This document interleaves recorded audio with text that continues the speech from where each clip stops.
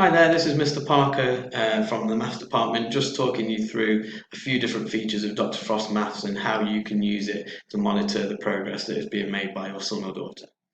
So, as we log in, if you just ask your son or daughter to log into their own accounts, they can access all of these features I'm going to talk about today from their account. I'm going to use one of my Year 8 students' accounts with their permission.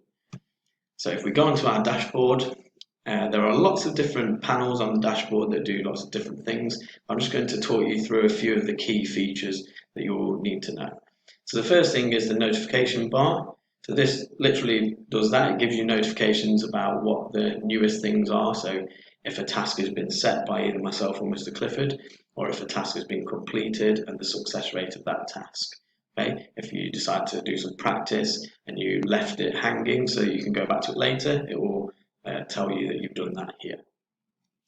Okay, the first important thing that I want to show you is the work set button at the top here.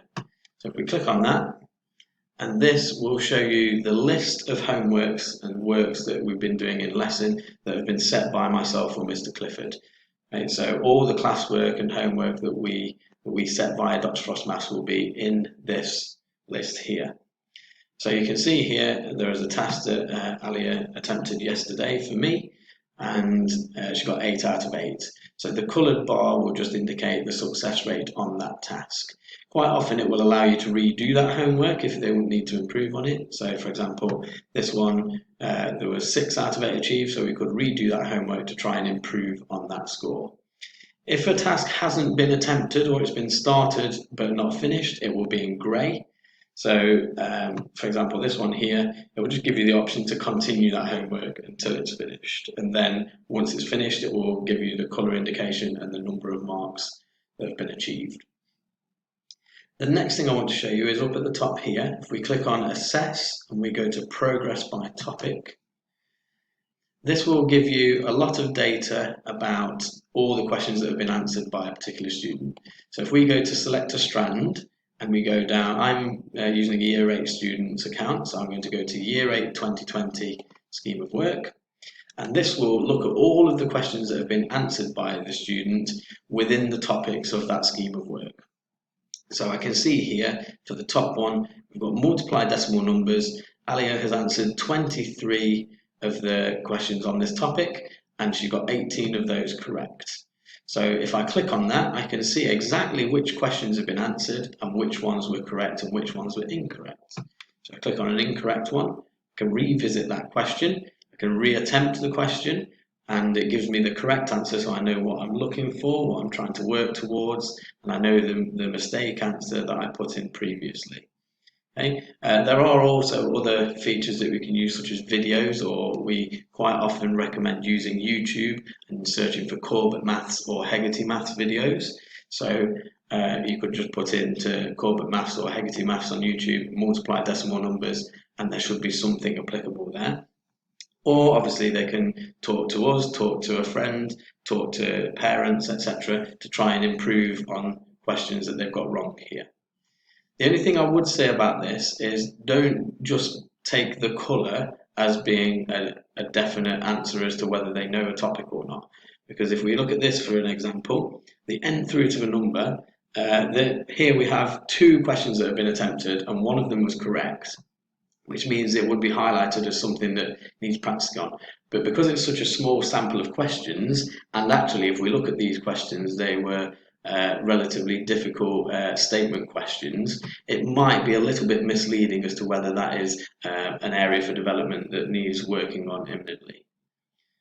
Okay, I'd then want to have a look at this separate part here. So if we, rather than question data, if we go into videos watched, some students will watch the videos that are available on Dr. Frost, and this is just an area where you can track how much has been watched and how many times they've been watched for each area. So we're still within the scheme of work for Year 8 here. We can change that if we wanted to, but of these videos, we can see here the student has watched one video and they watched 1.5 minutes of it and then obviously went on to complete their work. So if you wanted to monitor how much of the videos they've watched, it's just on this tab here, videos watched. Okay, the next thing I want to show you is if we go back to assess and we look at the activity timeline. So this shows you all of the activity that's been happening on their account and all of the questions that have been answered in the past, however long, but starting from the newest at the top. So, for example, we look at Alia's work from yesterday. She got all 8 of the questions correct in this particular task here. And then if we just check another one, so a few days ago, she got most of these correct, but there were 2 that were incorrect. So we could then go back to that question and have a look at it, reattempt it. It does say here, as the homework it allows reattempts, the answer to the question is hidden. That's one of the settings that we can set and we can change. So if there was a reason that it comes up with this and they need to know the answer, they just need to speak to one of us. Okay, so we can use this to see exactly what's been answered correctly and incorrectly and go back to questions should we need to. Okay, the final thing that I'm going to show you is we just go back to the home button here, back to the dashboard. There are other things such as key skills and practice by topic which the students know about and they can use to practice different areas. But as a parent, one thing I think you might be interested in is the leaderboards. So if we just have a look on the leaderboards, and if we just change here, if I'm looking at Year 8 students, I might want to go on to Year 8 this year. If we go on all time, it might have X students, so this year is probably more applicable. And it just shows me which students are at the top of the leaderboard in terms of the points gained. So every time they answer questions on Dr. Frost Maths and they practice questions, they achieve points depending on the difficulty and obviously if they get them right. So the more points they've got, the more they've been practicing. So we can very quickly have a look at where a particular student is on the leaderboard, but it does only show, I think, the top 15. Yes, the top 15. Okay, I'm going to leave it there. So if you do have any further questions or you want to get in touch, please do just send either myself or Mr. Clifford a quick email. And obviously, we wouldn't consider ourselves experts with Dr. Frost, but we do know a lot about them. But the other people that know a lot about Dr. Frost are your sons and daughters. They are very well versed at using this particularly good website. So if you do have any questions about their work, the first person to ask would be themselves.